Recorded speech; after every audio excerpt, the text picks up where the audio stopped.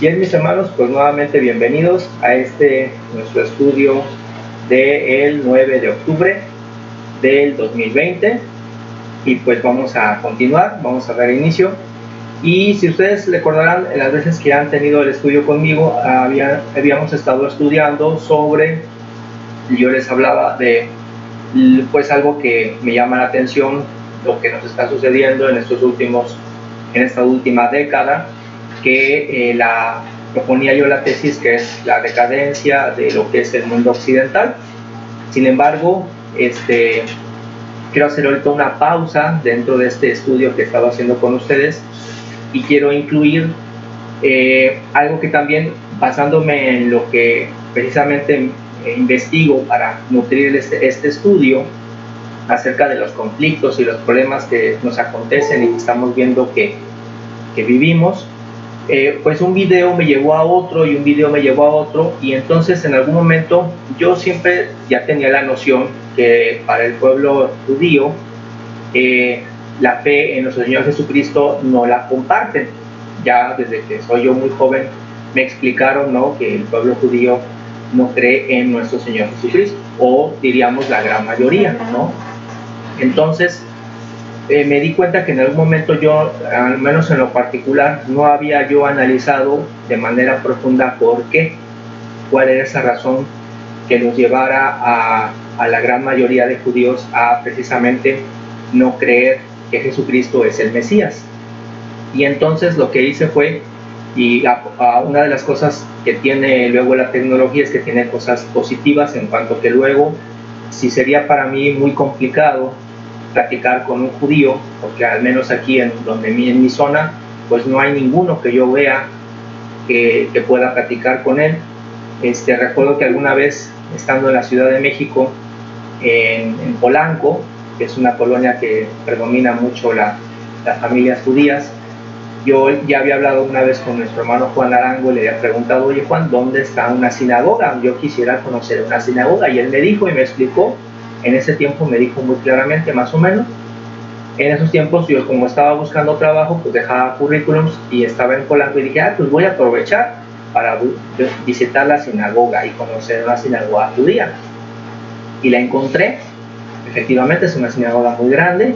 No se nota, al principio el edificio pasa un poco desapercibido, pero una vez que pone atención se da cuenta que es un lugar de reunión judía, y yo muy cándidamente me acerqué. Pues yo estoy acostumbrado que si estaba en el Zócalo y veo la catedral y quiero conocer su interior, pues yo me meto, ¿verdad?, en la catedral del Zócalo de la Ciudad de México. Y dije, pues voy a hacer lo mismo aquí en la sinagoga, pero ¿qué creen? Pues nomás no me dejaron. Así como estaba yo intentando llegar al patio, ni siquiera a la puerta, llegué al patio y me dijeron muy amablemente, un policía: disculpe usted, ¿a dónde va usted? Pues me imagino que se notaba que yo no soy judío porque no tengo el gorrito. Ahorita olvido el nombre que le llaman ellos, pero no lo llevo. Y le digo muy cándidamente, pues es que aquí quiero entrar. Y me dice, ¿tiene usted invitación? Y le digo, no.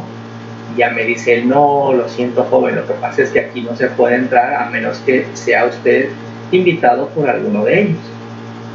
Y dije, bueno, pues gracias.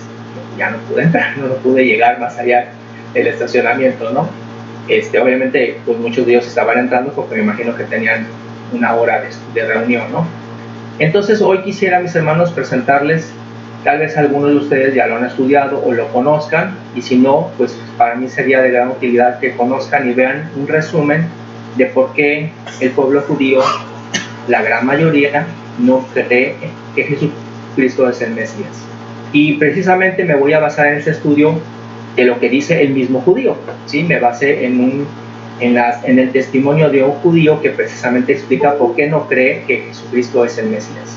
Ellos siguen esperando que el Mesías venga, y entonces él aquí explica, y me pareció muy, muy interesante la forma en que lo explica, y por encima de todo me parece que lo hago con toda la intención y con todo el respeto hacia el pueblo judío, pero me parece que es muy importante que yo conozca también sus razones, que conozca sus justificaciones, porque eso creo que me enriquece a mí en mi conocimiento de mi fe de Jesucristo, precisamente. No veo por qué tuviese que tener una contradicción. Creo que al contrario, a mí en lo particular me ha enriquecido conocer esta óptica que me ofrece el pueblo judío cuando me dicen que no creen que Jesucristo sea el Mesías. Entonces quiero presentárselos en este estudio y voy a comenzar primero. Obviamente ya hice el resumen de lo que este rabino explica, pero me gustaría que nada más vean un poquito de cómo él se presenta, ¿sí?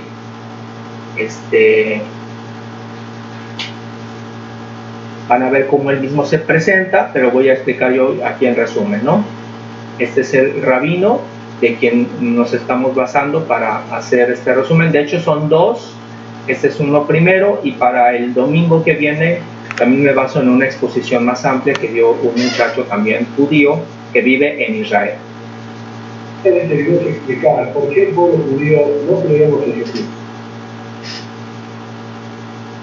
Ahora bien, algunas introducciones. Punto número uno, la idea no es convencer a nadie, la idea no es que nadie cambie de opinión, ni en lo que piensa, ni en lo que cree. Cada uno puede pensar lo que quiera, cada uno puede crear lo que quiera. Este video simplemente explica, intenta explicar por qué el pueblo judío no creemos en Jesús. Este es punto número uno. Punto número dos, voy a dividir el video en dos partes. Bueno, no sé si se llegó a escuchar o no sé si a lo mejor a veces se escucha bien, a veces no, pero él dice que el video lo hizo con la intención de no querer convencer a nadie, él no quiere crear ninguna polémica, solamente va a presentar el caso de bajo la óptica judía porque Jesucristo no es el Mesías. Y me parece que es un muy buen material, y ahora les voy a presentar yo pues lo que es el resumen, ¿sí? De lo que él presentó, y me gustaría que le pongan mucha atención porque es muy interesante lo que nos platica, ¿sí? Porque eventualmente eso me lleva a una profecía que a lo mejor algunos de ustedes la conocen, que es la profecía de los dos testigos, pero eso es hasta el final, ¿sale? Entonces primero la parte que nos interesa. Dice, aquí lo que hice fue obviamente a través de la Biblia, voy a referirme primero al Antiguo Testamento, porque obviamente es la parte donde ellos, los judíos, hacen referencia al Mesías, ¿sí? Ahorita no tomamos en cuenta nada del Nuevo Testamento. Entonces, en el Antiguo Testamento tenemos muchas referencias, nosotros como cristianos hemos ido aprendiendo, que nos hablan acerca de la llegada del Mesías. Y aquí vamos a ir viendo algunas, no todas porque son muchas, son bastantes, pero aquí tenemos una. Primero tenemos a Isaías 9, del 1 al 7. Entonces no sé si mi tía Maribel me pudiese leer, por favor, Isaías 9, del 1 al 7, para que nos ilustre qué dice.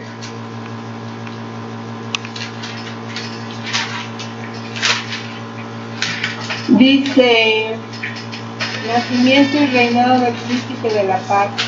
Al principio Dios humilló a Galilea, tierra de Zabulón y de Neftalí, región vecina a los paganos, que se extiende desde el otro lado del Jordán hasta la orilla del mar, pero después le concedió mucho honor. El pueblo que andaba en la oscuridad vio una gran luz, una luz ha brillado para los que vivían en tinieblas. Señor, has traído una gran alegría, muy grande es el gozo. Todos se alegran delante de ti como en tiempo de cosecha, como se alegran los que reparten grandes riquezas, porque tú has deshecho la esclavitud que oprimía al pueblo, la opresión que lo afligía, la tiranía a que estaba sometido. Fue como cuando destruiste a Madián. Las botas que hacían resonar los soldados y los vestidos manchados de sangre serán quemados, destruidos por el fuego. Porque nos ha nacido un niño, Dios ha dado un hijo al cual se le ha concedido el poder de gobernar, y le darán estos nombres: admirables en sus planes, Dios invencible, Padre eterno, Príncipe de la paz. Se sentará en el trono de David, extenderá su poder real a todas partes y la paz no se acabará. Su reinado quedará bien establecido y sus bases serán la justicia y el derecho desde ahora y para siempre. Esto lo hará el ardiente amor del Señor Todopoderoso. Gracias. Aquí vemos, por ejemplo, en este caso, en el profeta Isaías, que nos hace esta mención, esta profecía, y obviamente no sé qué opinen ustedes, pero nosotros al leerla, nosotros aquí como evangélicos cristianos, pues obviamente sentimos una profunda identificación con nuestro Señor Jesucristo, ¿no? Es casi como inmediato la asociación que hacemos hacia Él. Sin embargo, como podrán ver en un momento más adelante, cuando explica el rabino que leen textos semejantes a estos, ellos igual a lo mejor dicen sí, es una profecía que habla acerca del Mesías, el Mesías, como lo puse ahí, como lo mencionan ellos, el Mesías, pero no es Jesús, ¿sí? Ellos ahorita van a explicar por qué se refieren a que no es Él. Sí es una profecía que se refiere al Mesías, pero ellos muy categóricamente dicen no es Yeshua, ¿no? Así es el nombre que se pronuncia más o menos en hebreo, ¿no? No es Jesús, no es Yeshua. Y bueno, podrán encontrar varios textos que hacen referencia precisamente a lo que es la llegada del Mesías. Por ejemplo, en Miqueas 5:2, ahí habla acerca de la profecía de que de Belén sale el Mesías, ¿sí? En Miqueas 5:2. Por ejemplo, en otra parte de Isaías 7, del 13 al 14, hace la referencia de la profecía de que dará a luz una virgen. Y aquí, curiosamente, mis hermanos, es muy interesante porque la óptica que menciona el rabino es que precisamente ahí en Isaías, esa virgen, él dice que se está haciendo referencia o a la esposa del rey Acaz, ¿sí? O a la esposa del mismo Isaías.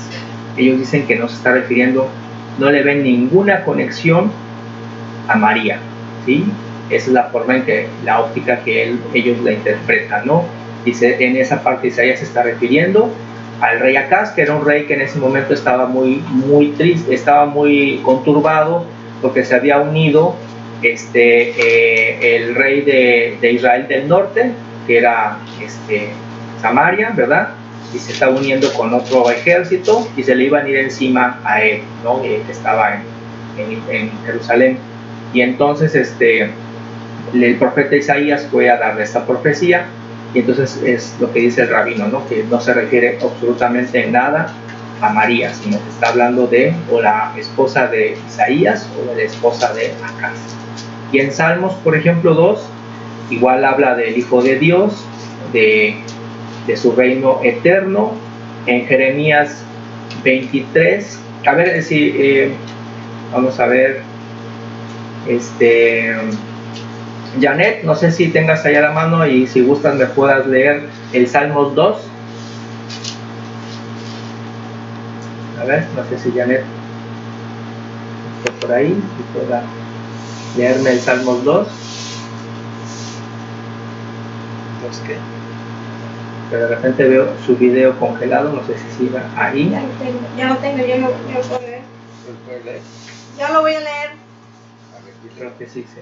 Dale. ¿Por qué se amotinan las gentes y los pueblos piensan cosas vanas?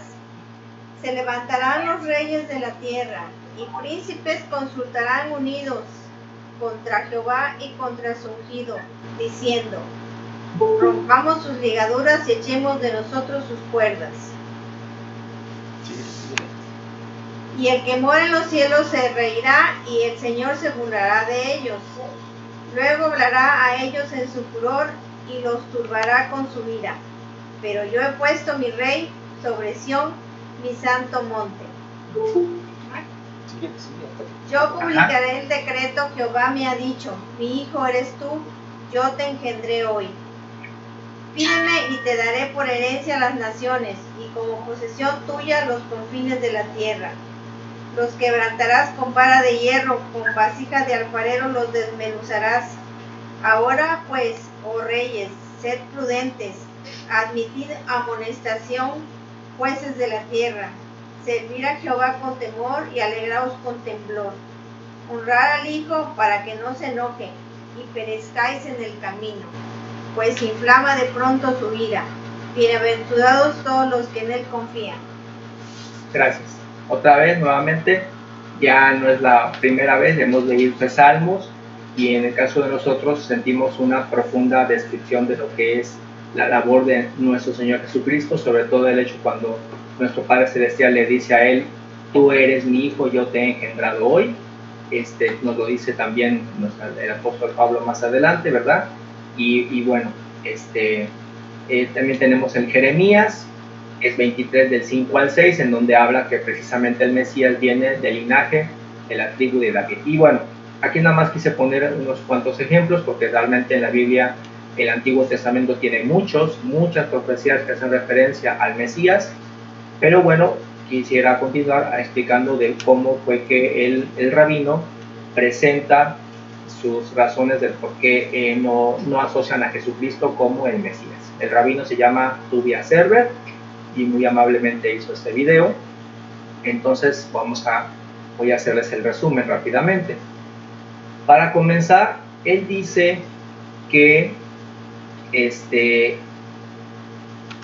hablar acerca del Mesías, del Mesaya, está muy relacionado con lo que es el Talmud, como que acuérdense que el Talmud se refiere a los 5 libros, los primeros 5 libros, o lo que llamamos también como Pentateuco. También está asociado a lo que han declarado sus sabios, y eso es algo muy importante que debemos aprender acerca de la tradición judía. Ellos le dan mucha importancia a las opiniones y los escritos de lo que ellos llaman sus sabios, ¿sí? Ahorita voy a explicar más adelante quiénes son sus sabios, ¿sí? De dónde vienen, quiénes son. Entonces él nos explica que toman en cuenta lo que dice el Talmud, toman en cuenta lo que dicen sus sabios y por supuesto toman en cuenta una tradición milenaria, porque efectivamente debemos reconocer que como pueblo tienen son milenarios, si no mal me equivoco, creo que es el único pueblo que como identidad ha logrado sobrevivir con el paso de los siglos. Los demás somos realmente pueblos jóvenes.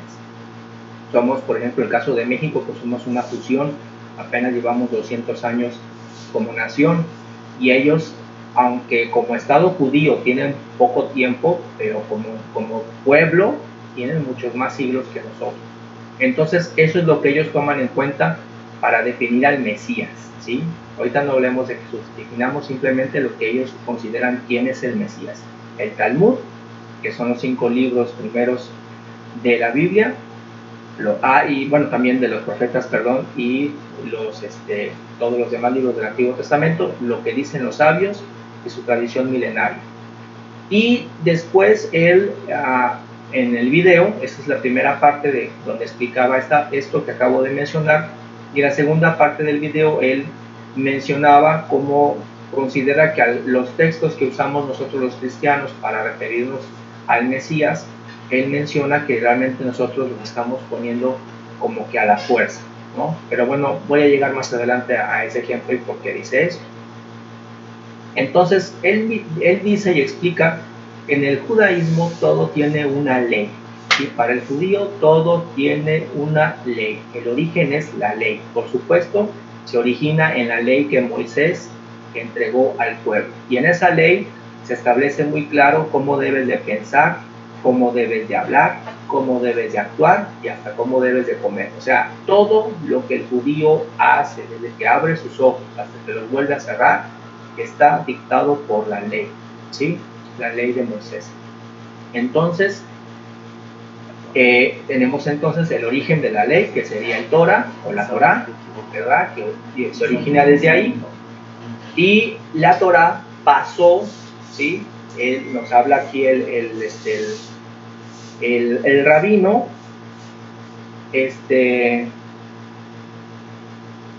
que la Torah pasó a Josué, ¿sí? Se le enseñó a Moisés, se le empezó a Josué o Joshua, como le dicen ellos, y se la enseñó y se la explicó. Y después de Josué pasó a los ancianos, ¿sí? Todo esto de hecho viene relatado en la misma Torah, ¿sí? Cómo fue pasado la información de uno a otro, los ancianos de Israel, ¿sí? Los más sabios. Y después de ahí pasó a los profetas. Obviamente los profetas se encontraban ahí haciendo la labor que Jehová les encomendaba. Y entonces aquí el rabino explica que hay una linealidad de la información que va pasando de Moisés a Josué o Joshua, de Joshua a los ancianos, y se permanece con los profetas, ¿sí? Los profetas verdaderos. De ahí hubo un momento en la historia de ellos que le llaman la Gran Asamblea, ¿sí? La Gran Asamblea se sucede justamente, él comenta que viene en la época del profeta Esdras, ¿sí? Que es cuando este profeta sale de Babilonia y regresan a Jerusalén para otra vez reconstruir la ciudad. Justamente, me parece que si no mal me equivoco, es con Darío que ellos regresan.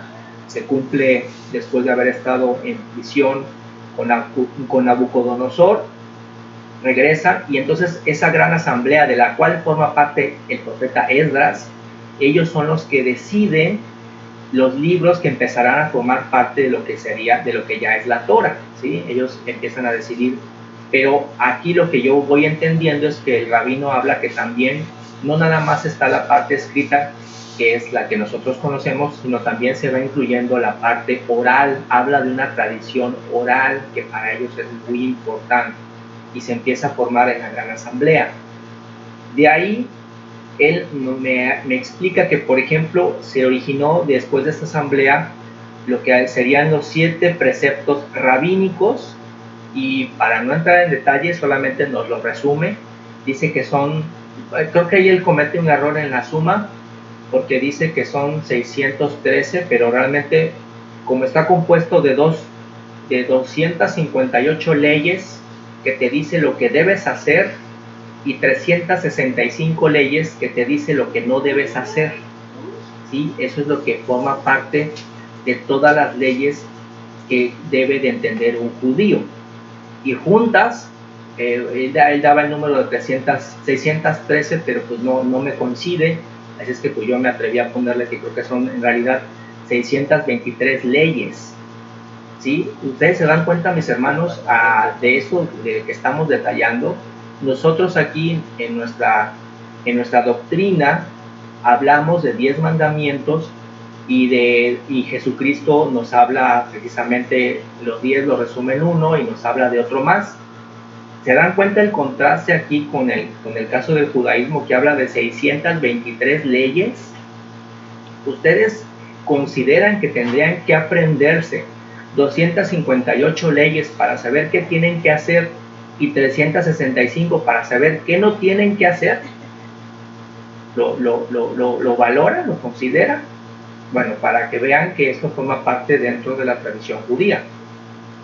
De ahí después viene la época en donde vienen los sabios. Viene aquí ya, de hecho aquí ya no hay profetas, pero son lo que ellos llamarían como los sabios. Son gente, personas muy dedicadas, son rabinos que se dedican al estudio precisamente de todo lo que se ha guardado después de la gran asamblea. Y por ejemplo, ellos le llaman la época de los Sukkot, que significa parejas, porque aquí hablaban de que eran rabinos que siempre trabajaban en par, ¿sí? Me imagino que estas personas, estos rabinos, compartían el tiempo viviendo juntos para aprovechar el estudio, y se les identificaba por pares, ¿sí? Es como a ellos, no voy a mencionar aquí sus nombres porque son muchos, pero ellos reconocen quiénes son estos líderes que siempre actuaban en par, y son la época de los Sukkot, y siguen ellos manejando ahora sí que la interpretación, porque esto, mis hermanos, desde Moisés y la Torah, que pasa a Josué, a los ancianos, a los profetas, la gran asamblea, todo eso es como una escalerita donde se viene derivando cómo van a interpretar la ley de Moisés. Y luego viene la época del Mishnah, del Tanaim, que son los sabios, otra época donde se crea el Mishnah, que es como compendio que precisamente viene como que agregarle más interpretación a lo que ya tenía en la Torah, ¿sí? Le llaman ellos el Yeduá Hanasí, ¿sí? Y después, más adelante en el tiempo, viene la época de los Amoraim, que serían otros sabios, y ellos redactan lo que eventualmente hoy conoceríamos como el Talmud, que es otra interpretación y explicación más detallada de lo que ya venía en la Torah. Entonces aquí pude yo encontrar esta gráfica donde podemos ver, es curiosamente cuando él se refiere él no usa, cuando habla de fechas, no usa el término antes de Cristo o después de Cristo. Ellos siempre hablan de nuestra era o antes de nuestra era. Obviamente están refiriéndose también el 0 en esta gráfica, obviamente también representa la muerte de nuestro Señor Jesucristo, ¿sí? O sea, eso es antes de Cristo, después de Cristo, pero él siempre va a usar el término de nuestra era, ¿sí?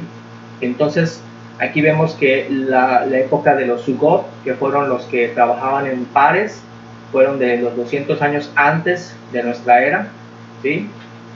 Que es cuando escribieron la Torah viene más atrás, obviamente, porque viene desde Moisés. Con los Tanaim viene la redacción del Mishnah, ¿sí? Después, aquí en la época de los Enoim, que ya son 1000 años después de la muerte de Jesucristo, o 1000 años en nuestra era, viene la redacción del Talmud. Después también ahí se le agregó la Cábala, que está más asociada con conceptos un poco más místicos. Y lo que nos hablan aquí es que al final de cuentas la autoridad máxima siempre sigue, para ellos, la autoridad máxima sigue siendo, por supuesto, el Talmud, porque entienden que el Talmud es la interpretación detallada de la Torah, ¿sí? Y bueno, hoy que estamos ya más allá del 2000, pues ellos tienen todavía en consideración algunos rabinos muy prominentes que siguen ayudando a la interpretación de todos estos textos. Pero básicamente lo que él me dio a entender es que ustedes preguntarán, bueno, ¿por qué existen tantos libros? ¿Por qué está la Torah y luego el Mishnah y luego el Talmud? ¿No? ¿Por qué tantos? Y él explica que lo que pasa es que a lo mejor si en la Torah tenemos nosotros una estrofa, en la Mishnah, cuando el rabino quiso explicar esa estrofa, la convirtió a lo mejor en una cuartilla donde explica lo que esa estrofa dice. Y luego en el Talmud agarraron esa cuartilla y la convirtieron a lo mejor en un tratado de 10 páginas de amplitud, en donde van detallando todavía más. ¿Sí me entienden? No sé si queda clara la idea de que entonces cuál es el recorrido y el por qué tenemos la Torah, el Mishnah, el Talmud, porque eventualmente cada uno de ellos es la explicación más profunda del anterior.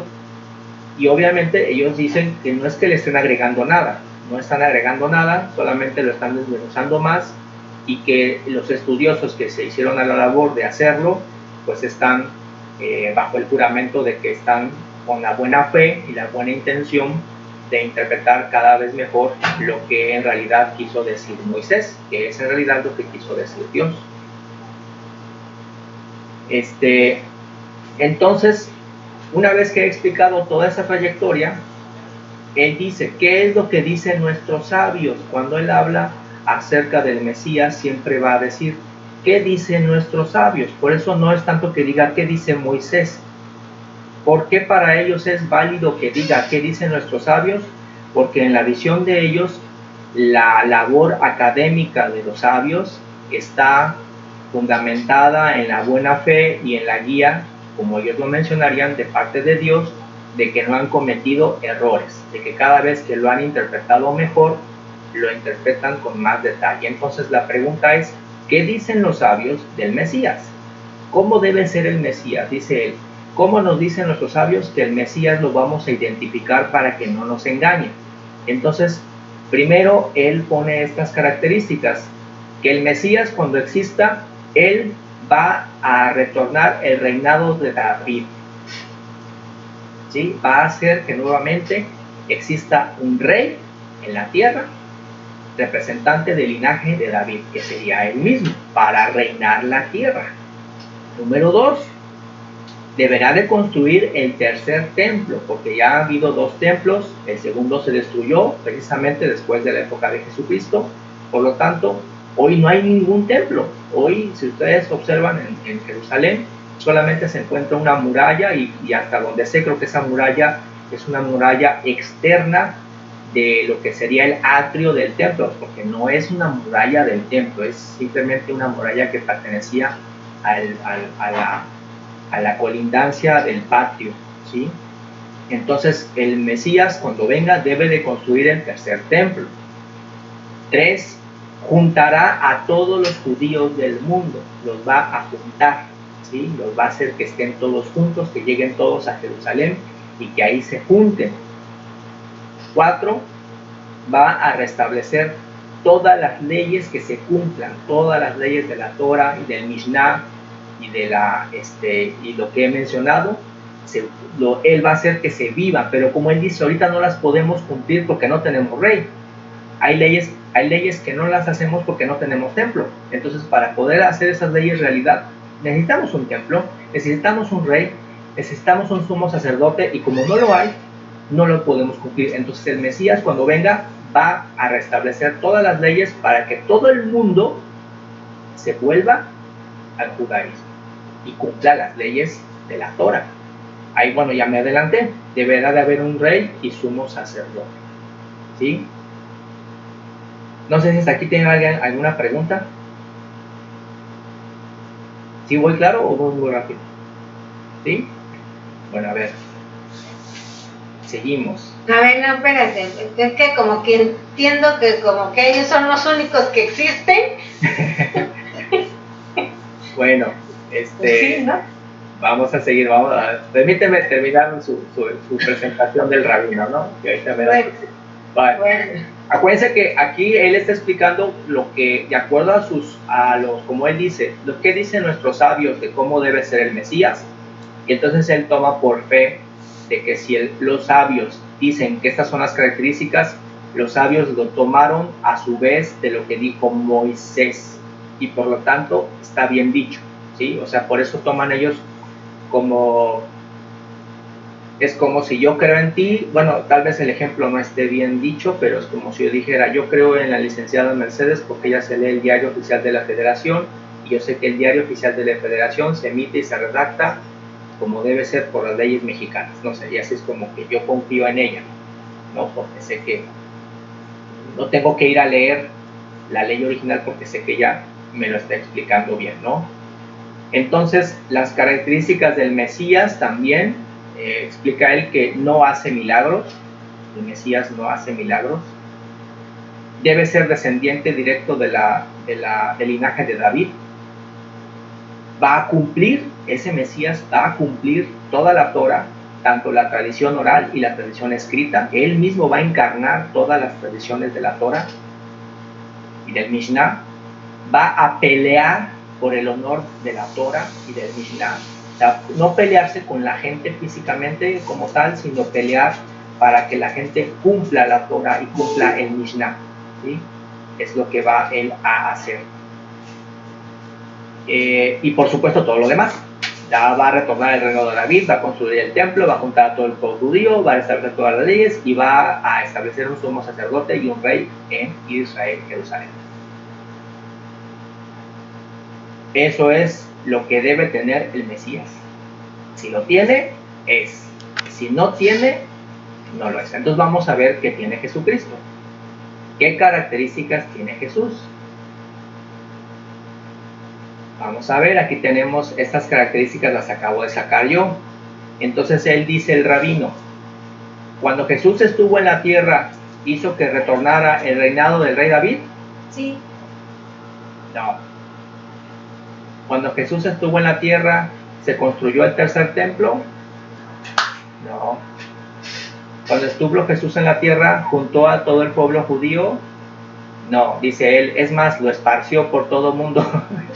Todo el mundo se esparció, se hizo la diáspora y todo el mundo salió corriendo de Jerusalén por causa de él. Restableció todas las leyes de Moisés, que se cumplieran a lo ancho y lo largo de todo el territorio de Palestina. No.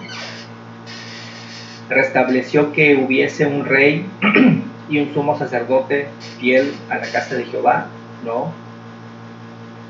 él dice que de acuerdo a sus sabios, el Mesías no tiene por qué estar haciendo milagros. Y aquí es algo curioso, porque él dice, esto me llamó mucho la atención, y dice, a ver, si los cristianos dicen que Jesús es hijo del Espíritu Santo, entonces no es descendiente de David. Y si se dan cuenta, en ese punto, así como lo vemos tal cual, pues tiene razón, porque si estás diciendo que no es engendrado de José, aunque sea su madre María, pero para él, como dice como rabino, la descendencia se cuenta por el varón, de acuerdo a como él lo explicó. Y entonces él dice, si tú cristiano me dices que él es el hijo del Espíritu Santo, pues con mayor razón no es descendiente de David, por lo tanto no es el Mesías. Conste que estoy hablando lo que él explica de por qué no creen en Jesucristo. Él no cumplió la Torá ni la tradición oral, y tampoco peleó por el honor de la Torá. Esas son las razones por las cuales él explica por qué Jesús no es el Mesías. Y entonces dice, bueno, pero si no fue el Mesías, entonces, ¿quién fue Jesús? Entonces él dice, para empezar, dice él, bueno, es que lo mataron. Obviamente no habla de su resurrección, porque consideren, mis hermanos, que la resurrección de Jesucristo está narrada en el Nuevo Testamento.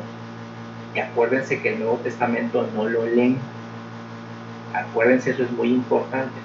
A partir de Mateo en adelante y hasta Apocalipsis, esos libros no los tocan. Ni se les ocurra llevárselos o sugerirles que los lean, porque van a ver más adelante que eso es un poco ofensivo. ¿Sí? No lo leen. Por eso no conocen la parte de la resurrección. Por eso él dice, no, a él lo mataron. Y ya. Provocó la muerte de miles de judíos, porque ellos asocian que a través del cristianismo el mundo se volvió en persecución hacia el pueblo judío, y en eso también tiene algo de razón, porque el pueblo gentil cometimos el error de considerar que éramos nosotros como que el antídoto hacia el pueblo judío, y eso no tiene nada que ver. O sea, no hay ninguna justificación del genocidio que se ha hecho hacia el pueblo israelita judío. Dispersó el pueblo judío por todo el mundo, porque eso fue lo que pasó después.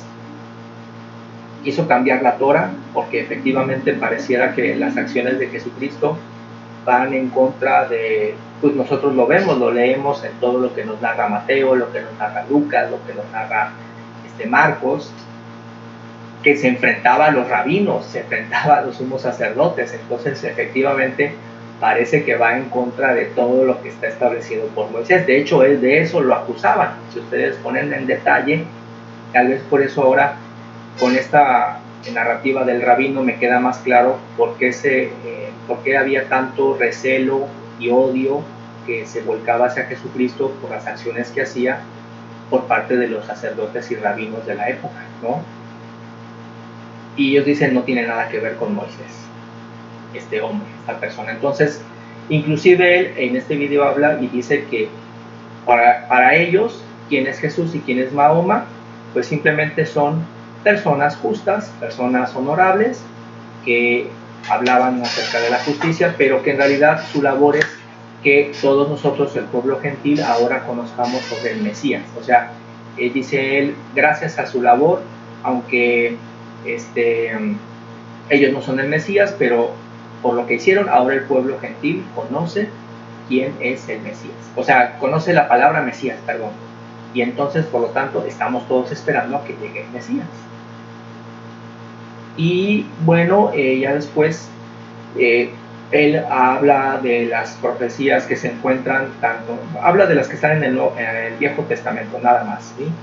Y él dice que regularmente él observa que las personas que el texto judío debe de interpretarse de acuerdo a la tradición judía, ¿sí? Así es como se debe interpretar, como le explican sus sabios.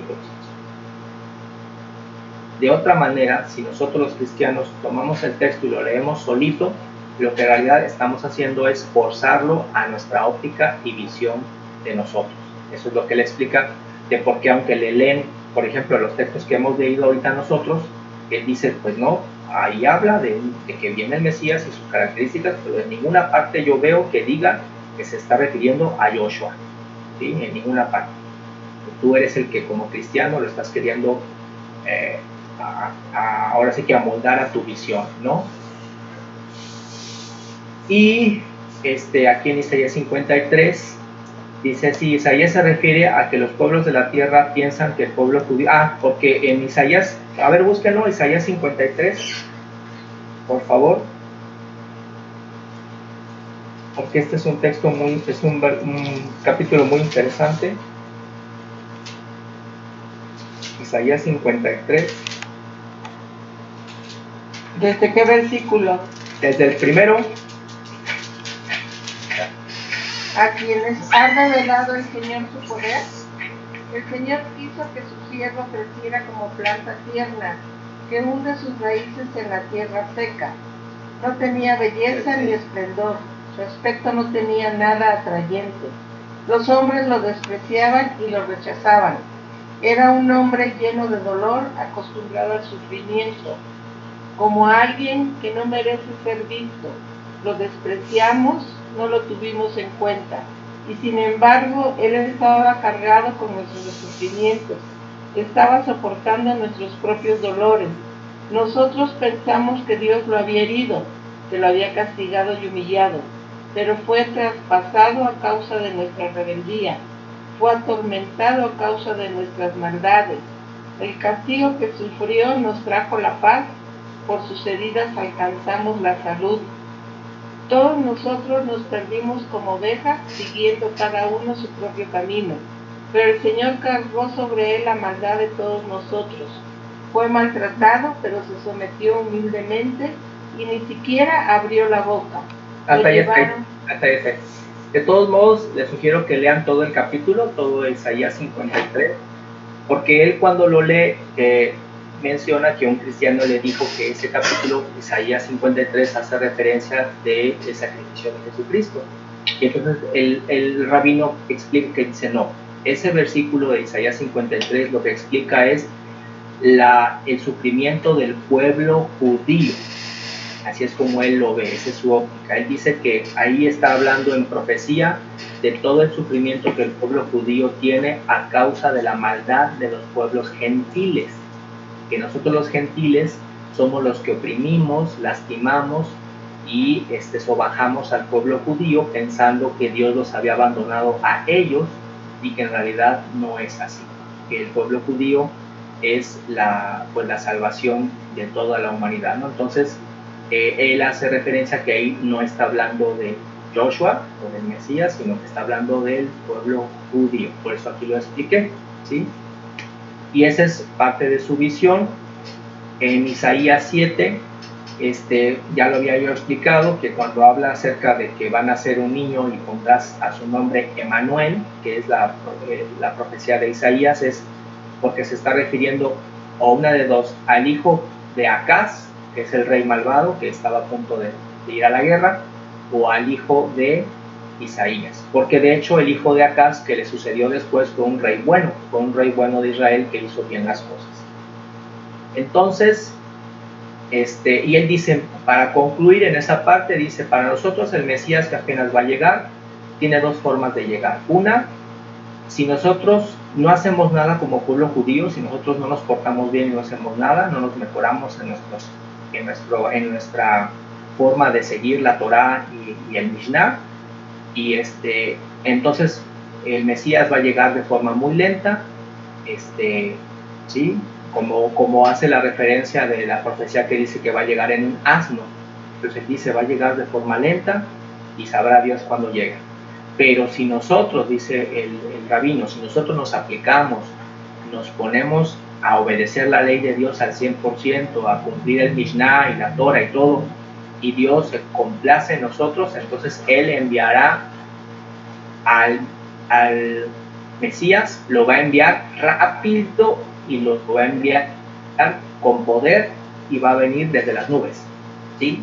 Esas son las dos formas en que ellos ven que podría llegar. Lento, a través de una forma humana, digamos, así como un hombre, como menciona ahí en la profecía, subido en un asno, o con poder y gloria llegando desde las nubes. Así es como ellos ven que llegaría el Mesías, pero siempre y cuando ellos, para lograr el segundo elemento, tendrían ellos que portarse muy bien, todos los judíos, para que se pasara ese efecto.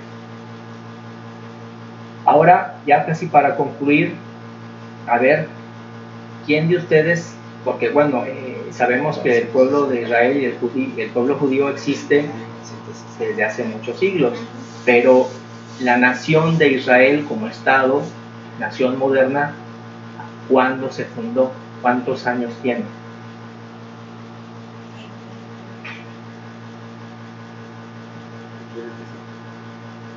¿Se acuerdan? 1960, No, 48. el 14 de mayo de 1948 fue cuando se fundó el Estado de Israel. Dice, el último de los soldados británicos abandonó Palestina y los judíos liderados por David Ben-Gurion declararon Tel Aviv la creación del Estado de Israel de acuerdo al plan previsto por las Naciones Unidas. Ese es el tiempo que lleva la nación de Israel, el Estado judío como hoy lo conocemos. No el pueblo judío, el pueblo tiene muchos siglos, sino la nación. Entonces,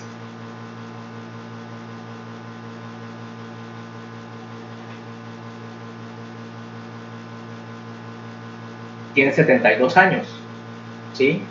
Tiene 72 años de fundación el Estado de Israel.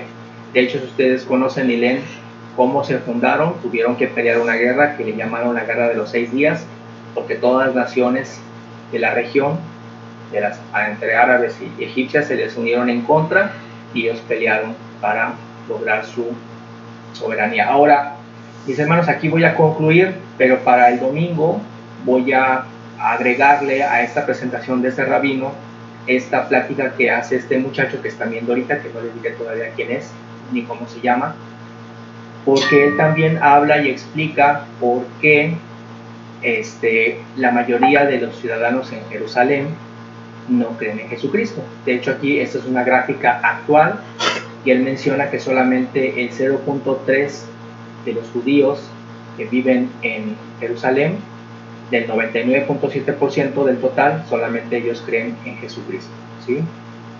Porque entonces aquí, y él menciona este dato, obviamente es un dato que, pues bueno, no tengo forma de confirmarlo, aunque él lo menciona, que cuando se fundó el Estado de Israel, en la fecha que yo les dije, había solamente 30 personas judías que creían en Jesucristo. Y lo bonito de todo esto, mis hermanos, de esto que he encontrado esta información, tanto de lo que aprendo con lo que me explica el rabino, que me parece algo muy importante conocer su punto de vista. Yo no sé qué tienen ustedes, en lo particular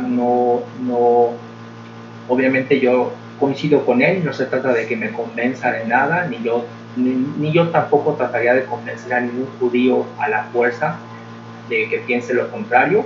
Al contrario, con todo respeto y buena fe, si algún día alguien se me acerca y pregunta, obviamente le expondré por qué creo esto. Pero a lo que voy, mis hermanos, es que este chico es judío, vive en Jerusalén y cree en Jesucristo. Y eso es el fenómeno que también les quiero platicar para mi finalización de estudio, que no es el primero, no son los únicos, y es un fenómeno que al menos yo no conocía y que ahora me doy cuenta que se está dando en el mismo Jerusalén, y eso es algo que me parece maravilloso, que ellos mismos estén empezando a aceptar el Nuevo Testamento y a abrirse a reconocer que Jesucristo es el Mesías.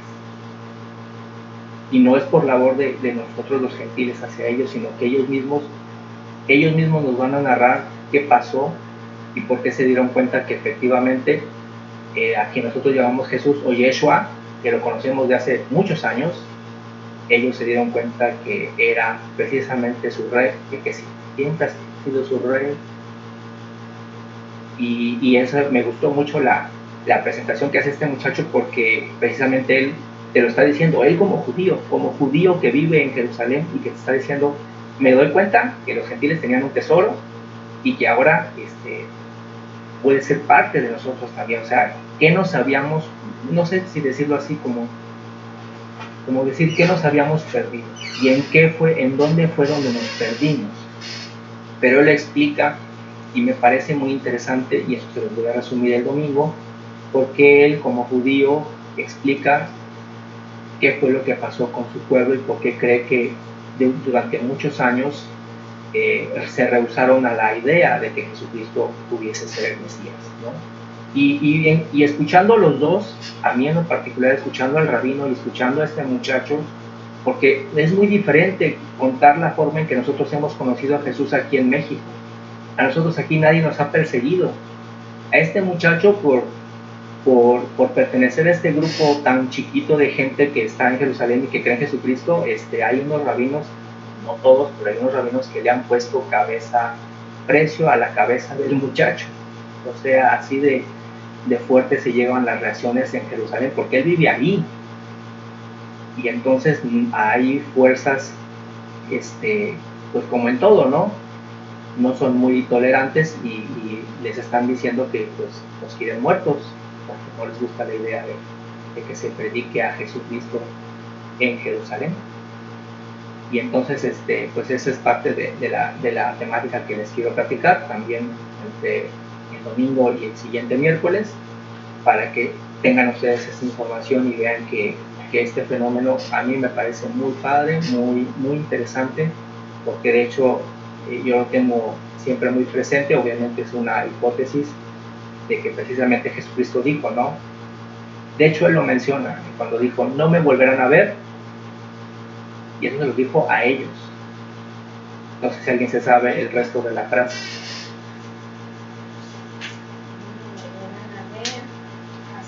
No se sabe en ese texto. Hasta que vuelva a tomar la cena con ustedes. No. Dice, no me volverán a ver hasta que digan. No. ¿Paz y seguridad? No. A ver, se los dejo de tarea. A ver si se acuerdan. Y eso se los dijo a ellos, una sentencia que Jesucristo se los hizo a ellos, al pueblo judío. Obviamente no a los apóstoles, ¿no? Que es algo que es interesante que él mencione. Dice, ¿cómo es posible que no nos diésemos la oportunidad de estudiar los textos de Pablo si es judío? ¿Sí? O sea, Joshua no es un invento de los gentiles. Y bueno, pues eso espero presentárselos y que espero que esta explicación desde el punto de vista del rabino les haya informado, les haya permitido conocer qué ven ellos. Repito, no con la intención